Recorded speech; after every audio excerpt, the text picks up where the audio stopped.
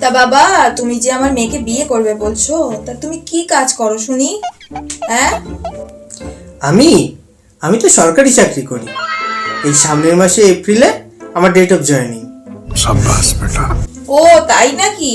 তা আজকের দিনে দাঁড়িয়ে সরকারি চাকরি পাওয়াটা একটা বিশাল ব্যাপার। সে আর বলতে, উফ, যা লাইন পড়েছিল না। ঠিকই তো এত ছেলে পরীক্ষা দেয়। যাক, আমি কিন্তু একটা এরকমই জামাই খুঁজছিলাম। হ্যাঁ হ্যাঁ। তা বাবা, তোমার পোস্টিং কোথায়?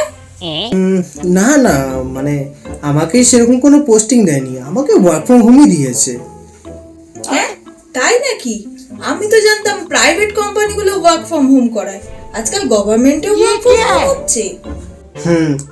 এইদিকে কিন্তু একটা জিনিস আপনার খুব ভালো হয়েছে, আমি আপনার মেয়ের সারাক্ষণ সাথে সাথে থাকতে পারবো।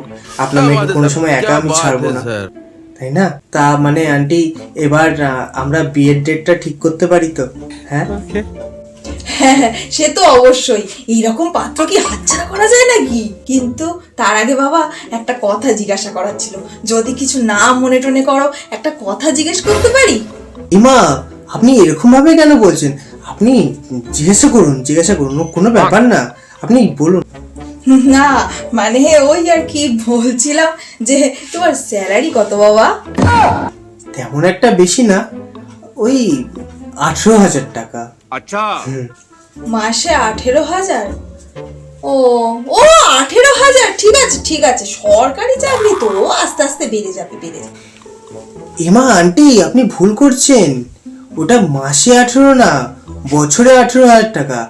আমার তো মাসে 1,500 টাকা করে। ওই যে লাইন দিয়ে আমি যুবসাথীর ফর্ম ফিল আপ করেছি না, ওই জন্যই তো বেকার ভাতা 1,500 টাকা করে প্রতি মাসে পাবো। হ্যাঁ হ্যাঁ, কি বললে?